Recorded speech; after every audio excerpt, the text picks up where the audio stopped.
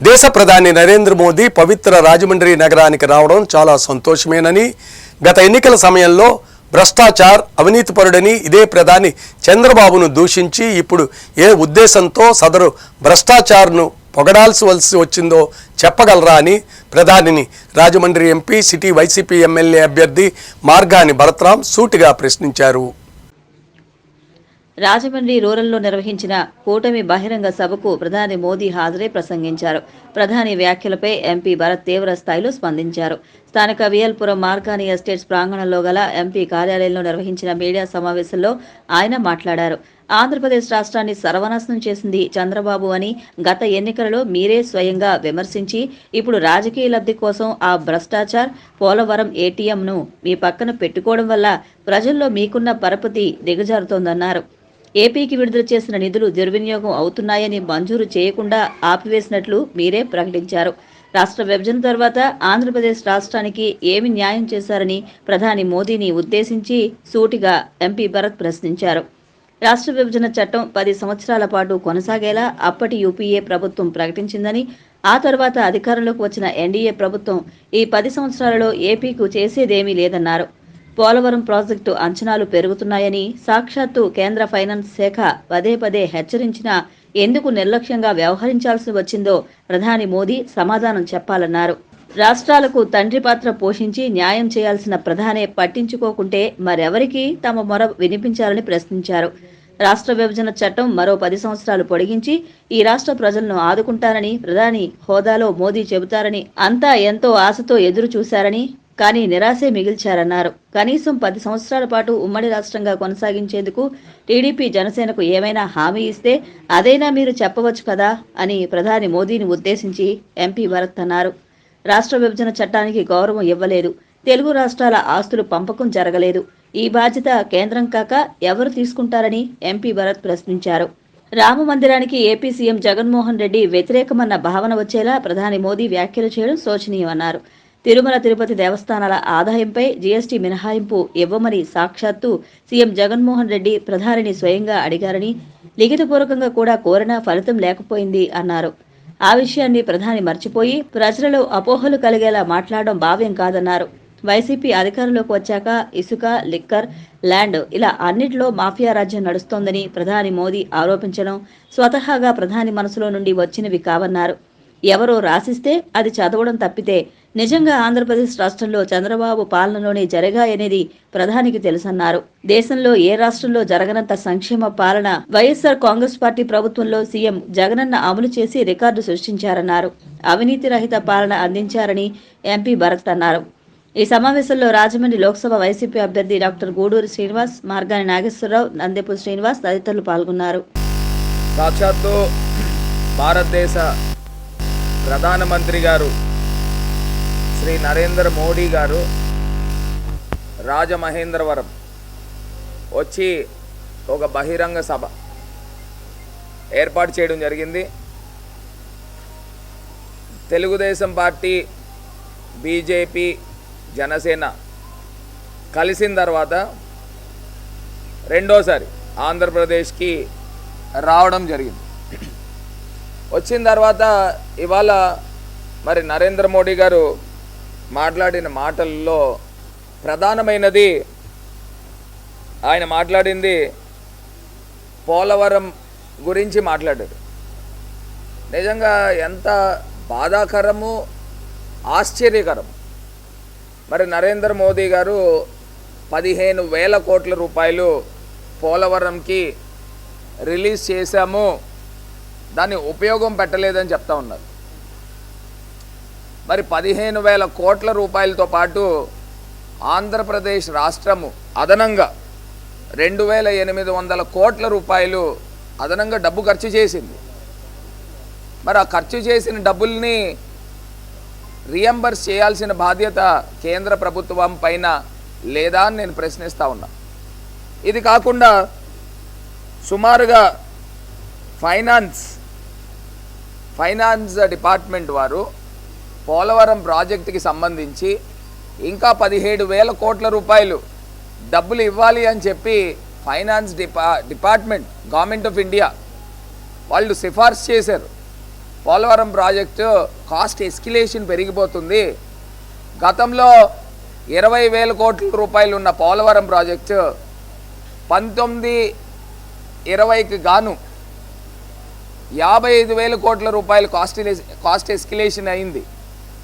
మళ్ళీ కాలయాపన జరగడం వలన ఫైనాన్స్ పైన ఒత్తిడి పడుతుంది. పోలవరం ప్రాజెక్ట్కి ఫండ్ రిలీజ్ చేయాల్సిందిగా ఫైనాన్స్ డిపార్ట్మెంట్ వారు కేంద్ర క్యాబినెట్కి పంపించిన తర్వాత సుమారుగా 3 పర్యాయాలు 3 టైమ్స్ క్యాబినెట్ సమావేశాలు జరిగినప్పుడు మరి కేంద్ర క్యాబినెట్ ఎందుకు అప్రూవల్ ఇవ్వలేదు, దాన్ని ఎందుకు ఆమోదించలేదు అని ఇవాళ సూటిగా సాక్షాత్తు భారతదేశ ప్రధానమంత్రి గారిని ప్రశ్నిస్తూ ఉన్నాం.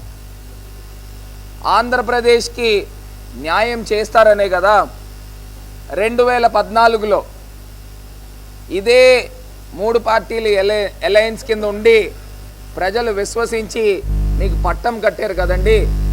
మరి పట్టం కట్టినప్పుడు కాంగ్రెస్ పార్టీ అన్యాయం చేసింది, తీరని అన్యాయం చేసింది కాంగ్రెస్ పార్టీ. మరి కాంగ్రెస్ పార్టీని ఆంధ్రప్రదేశ్లో కనీసము 100 కన్నా తక్కువ ఓట్లు వచ్చినాయి. మీకు కూడా వచ్చినాయి అనుకోండి, అది వేరే విషయం. మొన్న అంటే మీరు కూడా అన్యాయం చేశారు కాబట్టి 2019లో కేవలం 0.6%, నాట్ ఈవెన్ 1%, 0.6% ఓట్ షేర్ మీది, కాంగ్రెస్ పార్టీది 1% ఓట్ షేర్ 2019లో. మరి వీళ్ళందరినీ తిరస్కరించారు, మిమ్మల్ని కూడా తిరస్కరించారు ఆంధ్రప్రదేశ్ ప్రజలు. మరి ఆంధ్రప్రదేశ్కి 2014లో మిమ్మల్ని విశ్వసించి సాక్షాత్తు తిరుమల వెంకటేశ్వర స్వామి సాక్షిగా వారి పాదాల ముందు మీరు ప్రమాణం చేయలేదా, మీరు ప్రకటించలేదా? ఆంధ్రప్రదేశ్ రాష్ట్రానికి ప్రత్యేక హోదాతో ఆదుకుంటామని 2014 ఎన్నికల సమయంలో మరి మీరు ప్రకటించలేదా ప్రధానమంత్రి గారు? మరి ఏ రకంగా ఆంధ్రప్రదేశ్ రాష్ట్రాన్ని విస్మరించారని వాళ్ళు మేము ప్రశ్నిస్తూ ఉన్నాం. నా స్థాయి కాదు, కానీ భారతదేశంలో ఒక పార్లమెంట్ మెంబర్గా మేము అడుగుతూ ఉన్నాం. హక్కు ఉంది. సుమారుగా నన్ను 20 లక్షల మంది ప్రజలు ఎన్నుకుంటే నేను ఒక పార్లమెంట్ మెంబర్గా, ఒక ప్రజాప్రతినిధిగా మరి దేశ ప్రధానమంత్రి గారిని అడుగుతూ ఉన్నాం. ఇవాళ మీరు వచ్చారు, రాజమండ్రి వచ్చారు, ఇదే రాజమండ్రి ఎంపీగా మాట్లాడుతూ ఉన్నా. పోలవరం ప్రాజెక్టుకి సంబంధించి కాస్ట్ ఎస్కలేషన్ అవుతుంది కదండి. మరి ఇవాళ 2024లో ఉన్నాం. 2019-20కే 55,000 కోట్లు అయింది. మరి ఇవాళ మీరు పూర్తిగా రివైజ్డ్ కాస్ట్ ఎస్టిమేషన్ వేస్తే 1,00,000 కోట్లు అవుతుంది. మరి ఆ 1,00,000 కోట్ల డబ్బులు మన సొంత డబ్బులు ఇవ్వం కదండి. ఆ 1,00,000 కోట్ల డబ్బులు ఎవరు డబ్బులు ఇస్తాం? ప్రజా సొమ్మునే కదా తీసుకొచ్చి ఇచ్చేది. మరి ఎప్పటికప్పుడు టైమ్లీగా డబ్బు ఇచ్చి ఉంటే ఇవాళ పోలవరం ప్రాజెక్టు R&R ప్యాకేజీకి సంబంధించి 33,000 కోట్ల రూపాయలు కంప్లీట్ అయ్యి ఉండేది కదా. మరి గతంలో మీరే చెప్పారు పోలవరం ప్రాజెక్టుకి సంబంధించి, ఏ పోలవరం చంద్రబాబు నాయుడుగా ఏటీఎం హే ఏటీఎం అని ఇలానే చెప్పారు. మరి ఇవాళ చంద్రబాబు నాయుడు గారు మీరు ఏ రకంగా మరి పొగుడుతూ ఉన్నారో మాకైతే అర్థం కావట్లా. అంటే ఇవాళ రాజకీయాలకి చంద్రబాబు నాయుడు గారికి మీరు పొగుడుతూ ఉన్నారని అంటే రాజకీయ లబ్ధి గురించి అని ప్రజలందరూ కూడా అనుకుంటారండి. మీరంటే చాలా విలువలతో చాలా పెద్ద వ్యక్తిగా అందరూ పరిగణిస్తూ ఉన్నారు. మరి గతంలో మీరు మాట్లాడిన మాటలే ఇదే మాటలు మాట్లాడారు. ఇదే రాజమండ్రి వేదికగా మోడీ గారు మాట్లాడిన మాటలు ఒక్కసారి నేను చూపించాలని అనుకుంటున్నాను.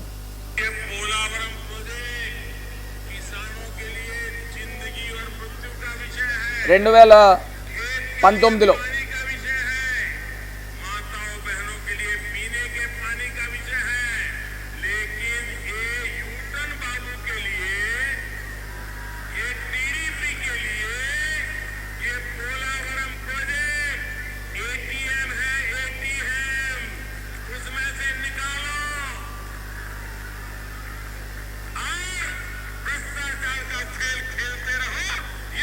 ఇవాళ వీడియో కూడా ప్రధానమంత్రి గారు గౌరవనీయులు మరి వారు మాట్లాడిన మాటలు 2019లో ఏ యూటర్న్ బాబు के लिए ATM है ATM उसमें से पैसे निकालो మరి వారే చెప్పారు ఏ భ్రష్టాచార్ కా సర్కార్ హే అని చెప్పి వారే చెప్పారు అంటే కరప్షన్ మరి ఇవాళ ఇదే చంద్రబాబు నాయుడు గారు చాలా డెవలప్మెంట్ చేశారని మరి చెప్తా ఉన్నారని అంటే ఒక్కసారి ఆలోచన చేయాల్సిన అంశమని చాలా విలువలతో కూడిన వ్యక్తిగా అందరం భావిస్తూ ఉంటాం మరి అలాంటిది మరి ప్రధానమంత్రి గారు ఈ రకంగా మాట్లాడడం కూడా ఒకసారి ప్రజలు ఆలోచన చేయాలని ఈ సందర్భంగా కోరుతా ఉన్నాం ఇది కాకుండా సుజలా స్రవంతి గురించి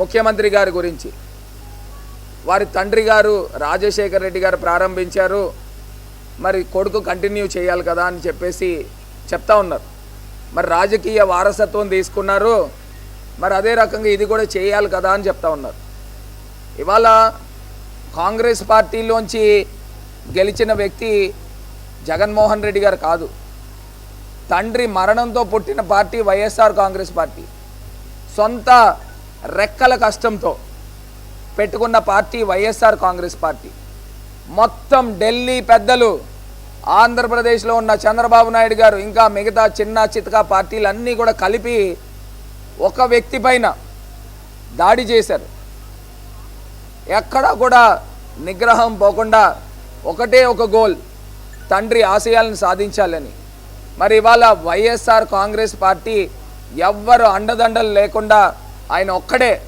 పార్టీ పెట్టుకుని ప్రజా మద్దతుతో ఇవాళ ముఖ్యమంత్రి అయ్యారు మరి ప్రధానమంత్రి గారు ఆంధ్రప్రదేశ్ రాష్ట్రానికి అన్యాయం జరిగింది కాంగ్రెస్ పార్టీ చేసినప్పుడు మరి మీరు ఫాదర్ ఫిగర్ కింద ఉన్నప్పుడు మరి న్యాయం చేయాలి కదా ఎందుకు చేయలేదు అని అడుగుతా ఉన్నాం ఇవాళ డెఫిసిట్ బడ్జెట్ 2014లో 22,000 కోట్ల డెఫిసిట్ బడ్జెట్కి సంబంధించి కేవలం 4,000 కోట్లు ఇచ్చారే పోలవరం ప్రాజెక్ట్ 55,000 కోట్లు 19-20 గాను రివైజ్డ్ బడ్జెట్ ఉంటే కేవలం మీరు 15,000 కోట్లు ఇచ్చారే వెనకబడిన జిల్లాలు 50 కోట్లు ఇస్తా ఉన్నారు ఒక్కొక్క జిల్లాకి 7 జిల్లాలకి కలిపి 350 కోట్లు సంవత్సరానికి ఇవ్వాలి కదా మరి 10 సంవత్సరాలకి 3,500 కోట్లు ప్రధానమంత్రి గారు ఇవ్వాలి కదా కేవలం 4 సంవత్సరాలే ఇచ్చి ఎందుకు ఆపు చేశారని ప్రధానమంత్రి గారిని ప్రశ్నిస్తూ ఉన్నాం మరి ఇవ్వాలి కదా డబ్బులు కేవలం నాకు తెలిసి 1,200 కోట్లే ఇచ్చారు చంద్రబాబు నాయుడు గారు ఎప్పుడైతే ఎన్డీఏ నుంచి బయటకు వచ్చేసారో ఇమీడియట్గా ఆపేశారు మేము ప్రశ్నిస్తూనే ఉన్నాం మేము అడుగుతూనే ఉన్నాం మరి అసలు కేబీకే తరహాలో వెనకబడిన జిల్లాలకి కనీస పక్షాన 1,000-1,500 కోట్లు ఇవ్వాలి ఒక్కొక్క జిల్లాకి కానీ 50 కోట్లు ఇస్తున్నారు కానీ అది కూడా ఇవ్వాలి కదా అది కూడా ఆపేశారు మరి ఇదే రకంగా రైల్వే జోన్కి సంబంధించి మరి రైల్వే జోన్ ఏమన్నా ఇచ్చారండి ప్రధానమంత్రి గారు అది కూడా ఇవ్వలేదు కదా మరి అదే తరహాలో రామాయపట్నం పోర్టుకి సంబంధించి అది చట్టంలోనే ఉంది 2014 ఏపీ రీఆర్గనైజేషన్ యాక్ట్ చట్టంలో ఫలానా టైంకి స్టిపులేటెడ్ టైంకి ఫస్ట్ ఫేజ్ వర్క్స్ కంప్లీట్ అవ్వాలి నాకు తెలిసి 2019-20 నాటికి ఆ పోర్ట్ ఓపెన్ కావాలని చట్టంలో ఉంది మరి దాన్ని రామాయపట్నం పోర్ట్ దుగ్గిరాజుపట్నం పోర్ట్కి ఏదో సమ్ టెక్నికల్ అంశం వచ్చిందని రామాయపట్నంకి మార్చారు మరి మార్చినప్పుడు నిలబెట్టుకోవాలి కదండి ఎందుకు చేయలేదు అని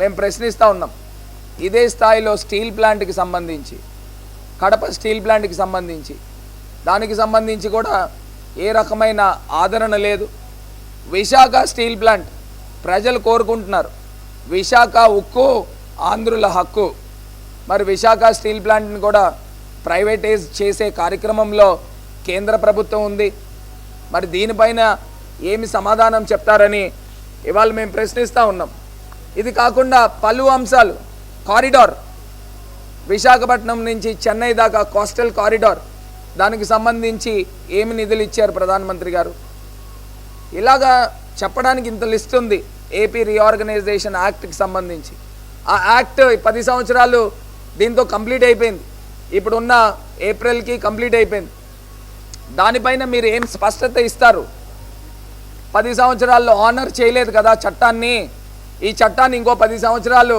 మీరు ఎక్స్టెండ్ చేయబోతా ఉన్నారా అని ప్రశ్నిస్తూ ఉన్నాం నేను మాట్లాడిన దాంట్లో ఏమైనా తప్పులు ఉంటే అది పరిగణించగలరు అని నేను మరొకసారి తెలియపరుస్తూ ఉన్నా. నాకు తెలిసి నేను చెప్పిన అంశాలన్నీ కూడా to my best ability and my knowledge I have spoken all the truth and I'm requesting to the honourable prime minister, do understand about Andhra Pradesh. We are doing a best governance in Andhra Pradesh and this type of governance has to implement across the country అని appeal చేస్తా ఉన్నానని తెలియపరుస్తున్నా. Telugu Desam party నేతలు స్వలాభం కోసమే పనిచేస్తారని Rajahmundry MP city YCP MLA అభ్యర్థి మార్గాని భరత్రామ్ ఆగ్రహం వ్యక్తం చేశారు. రాజమండ్రి సిటీ 31వ వార్డ్ స్వామి థియేటర్ వద్ద నుండి Rajahmundry MP city YCP MLA అభ్యర్థి మార్గాని భరత్ జాంపేట ఆజాద్ చౌక్ క్లాక్ టవర్ వరకు ఎన్నికల ప్రచారం నిర్వహించారు. రాజమండ్రి సిటీ 32వ ward Azad Chowk clock tower వద్ద నుండి Rajahmundry MP city YCP MLA అభ్యర్థి మార్గాని భరత్ గణేష్ చౌక్ అల్లూరు సీతారామరాజు విగ్రహం వరకు ఎన్నికల ప్రచారం నిర్వహించారు. రాజమండ్రి 33వ వార్డ్ అల్లూరు సీతారామరాజు విగ్రహం వద్ద నుండి Rajahmundry MP city YCP MLA అభ్యర్థి మార్గాని భరత్ కోటగుమ్మం అజంతా హోటల్ వరకు ఎన్నికల ప్రచారం నిర్వహించారు. వైఎస్ఆర్ కాంగ్రెస్ పార్టీ కార్యకర్తలు నాయకులకి అందరికీ కూడా పేరు పేరున నమస్సుమాంజలి తెలియపరుస్తా ఉన్నా. అదేవిధంగా నా ముస్లిం సోదర సోదరీమణుల అందరికీ కూడా అస్సలాము అలైకుం రహమతుల్లాహి బరకాతుహు.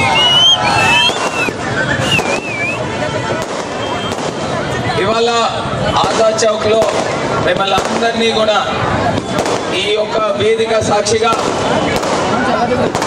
వైఎస్ఆర్ కాంగ్రెస్ పార్టీ జగన్మోహన్ రెడ్డి గారు ప్రజలందరికీ కూడా మేలు చేశారు, చేస్తానే ఉన్నారు.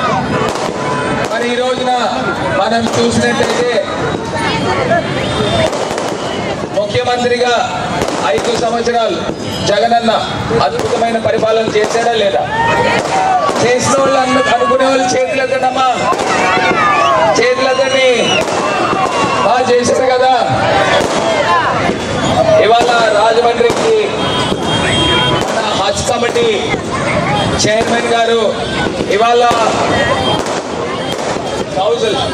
గౌజుల్ ఆజాం గారు ఇవాళ రాజమండ్రి రావడం జరిగింది. ఆజాం అన్న అదేవిధంగా మన ఎంపీ అభ్యర్థి మంచి మనిషి సౌమ్యుడు డాక్టర్ గూడూరి శ్రీనివాస్ గారు కూడా ఇక్కడ రావడం జరిగింది.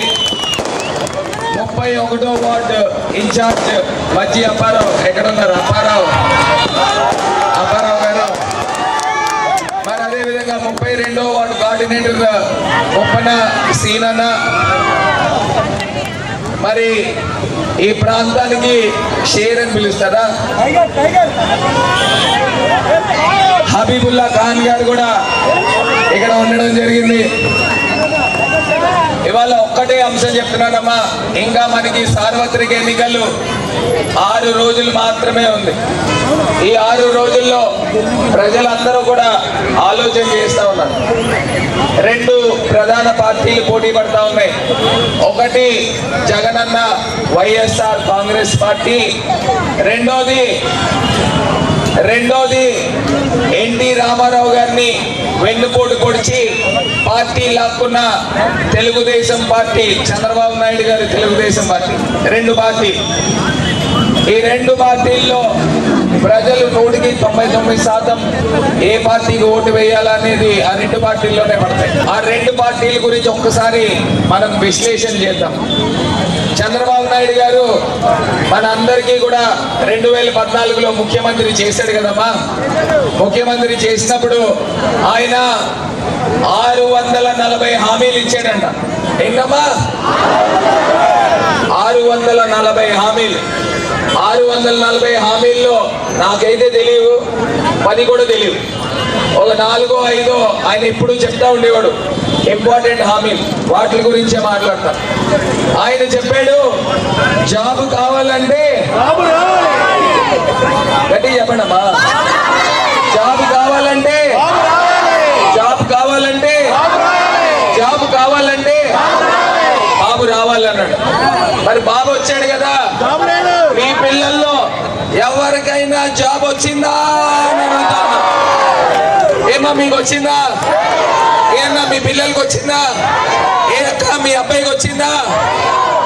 ఎవరికి రాలేదే. మరి చంద్రబాబు నాయుడు గారు అబద్ధం నెంబర్ 1, అబద్ధం నెంబర్ 1. రెండో అబద్ధం గురించి మాట్లాడదాం. ఆయన ఇంకొక మాట ఏం చెప్పాడంటే, జాబ్ ఇవ్వలేకపోతే ప్రతి ఒక్కరికి 2000 రూపాయలు నిరుద్యోగ భృతి ఇస్తానని చెప్పిన చంద్రబాబు నాయుడు గారు ఎవరికైనా వచ్చిందమ్మా 2000 రూపాయలు?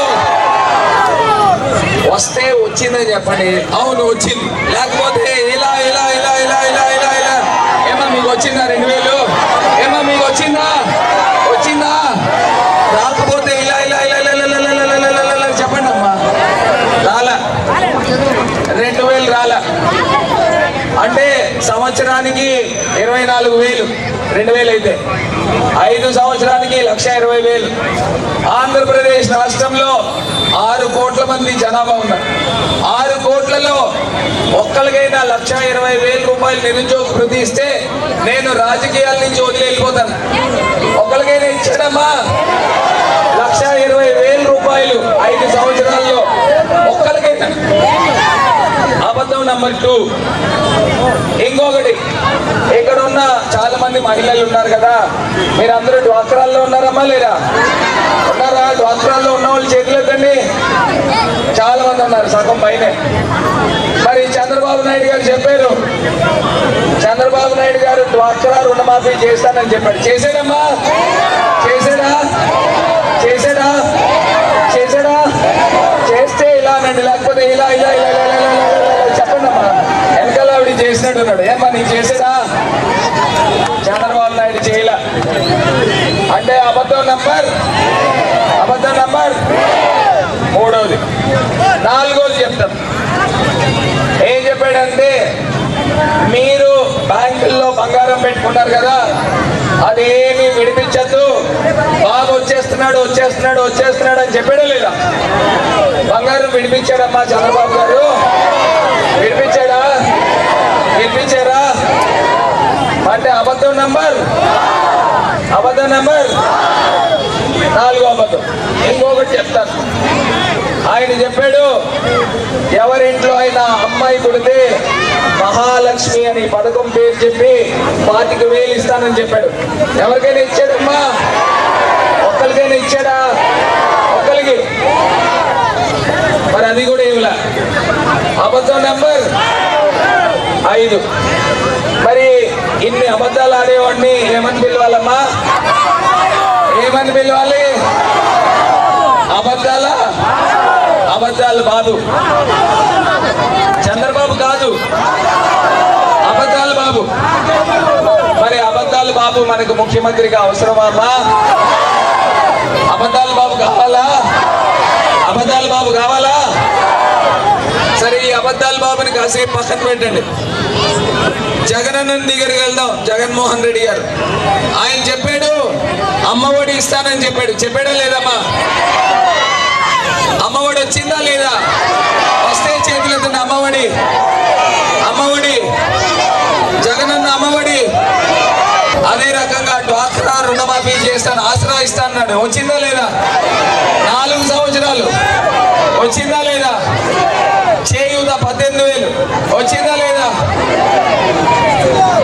చేయూత 3,000 రూపాయలు పెన్షన్ జగనన్న వాలంటీర్లతో నేరుగా ఇంటికి పంపిస్తానని చెప్పాడు. మరి వచ్చిందా లేదా?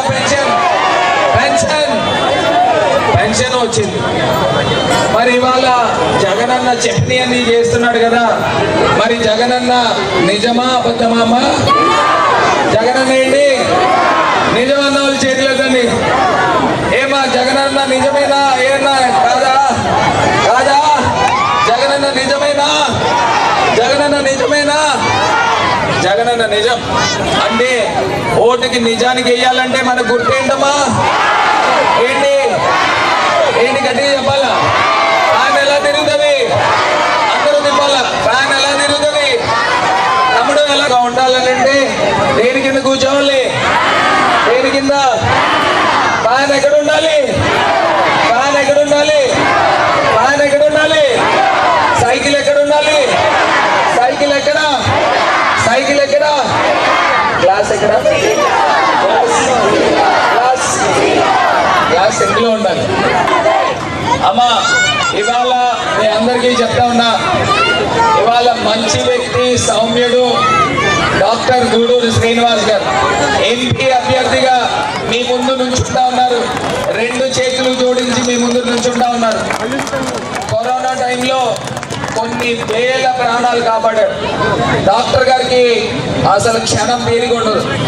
ఇవాళ మేమందరం రిక్వెస్ట్ చేశాం, డాక్టర్ గారు మీలాంటి మంచి వ్యక్తులు రాజకీయాల్లోకి వస్తే రాజకీయాలు మారుస్తాయి, సంఘంలో మంచి పేరుంది, మీరు రండి అని రిక్వెస్ట్ చేస్తే ఇవాళ డాక్టర్గా గూడూరు శ్రీనివాస్ గారు మన ముందు ఎంపీ అభ్యర్థిగా నుంచుని ఉన్నారు. రాజమండ్రిలో వైసీపీ ఆధ్వర్యంలో ఎన్నికల ప్రచారం ముమ్మరం చేశారు. ఎంపీ భరత్రామ్ సతీమణి మోనా స్వయంగా ఎన్నికల ప్రచారం నిర్వహిస్తున్నారు. రాజమండ్రిలో వైసీపీ ఆధ్వర్యంలో ఎన్నికల ప్రచారం ముమ్మరం చేశారు. ఎంపీ భరత్రామ్ సతీమణి మోనా స్వయంగా ఎన్నికల ప్రచారం నిర్వహిస్తున్నారు. రాజమండ్రి 43వ డివిజన్లో పండుగ వాతావరణం నెలకొంది. వైసీపీ నాయకులు ప్రచారాన్ని హోరెత్తిస్తున్నారు. ఎంపీ భరత్రామ్, యాంకర్ శ్యామల ఎన్నికల ప్రచారంలో పాల్గొన్నారు. మెడికల్ కళాశాల వద్ద నుంచి ప్రచారం ప్రారంభించారు. పరిసర ప్రాంతాలలో ఇంటింటికి తిరుగుతూ ఓటర్లకు విజ్ఞప్తి చేస్తున్నారు. వైసీపీ అభ్యర్థులను అఖండ మెజారిటీతో గెలిపించాలని కోరుతున్నారు. ఈ కార్యక్రమంలో స్థానిక నాయకులు, వైసీపీ అభిమానులు తదితరులు పాల్గొన్నారు.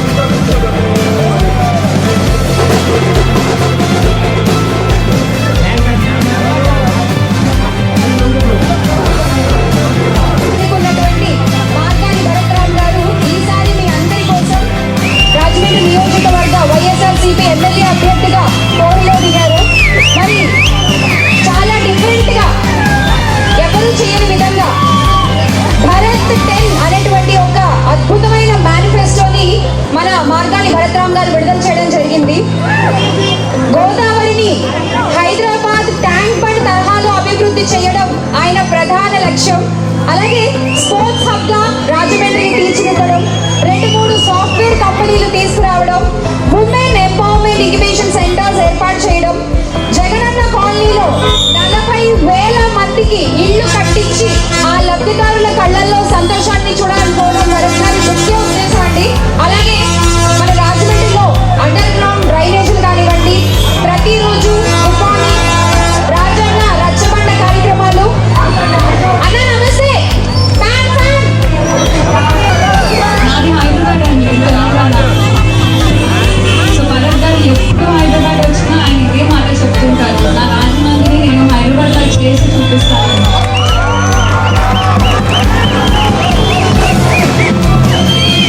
సో మీరు అందరూ తప్పకుండా ఆయన్ని సపోర్ట్ చేసి ఈ రాజమండ్రి ఎమ్మెల్యేగా గెలిపించాలి. మీకోసం, మన రాజమండ్రి కోసం.